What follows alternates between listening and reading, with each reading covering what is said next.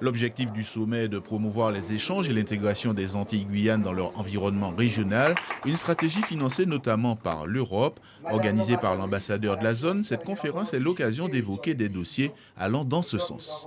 Ici en Guyane, il y a 3 problématiques de base. D'abord, la relation avec le Suriname par rapport à un ferryboat. Deuxième problématique, le numérique. Couvrir tout le littoral pour arriver sur le Suriname et arriver sur le Brésil. Troisième problématique immédiate, permettre des échanges universitaires. C'est-à-dire que le plan Erasmus fait par l'Europe doit se développer également dans la Caraïbe. Guyane, Martinique et Guadeloupe demandent à devenir membres associés de la CARICOM, la communauté des États de la Caraïbe, une revendication portée de longue date par le président de la collectivité territoriale de Martinique. Nous avons besoin qu'il y ait ce changement pour permettre que la coopération se fasse de façon pleine et entière, de façon unilatérale avec les pays voisins de la Caraïbe.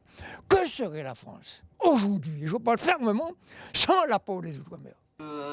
En ouverture de la conférence, la ministre des Outre-mer a indiqué que la France soutenait l'adhésion des Antilles-Guyane à la CARICOM en tant que membre associé.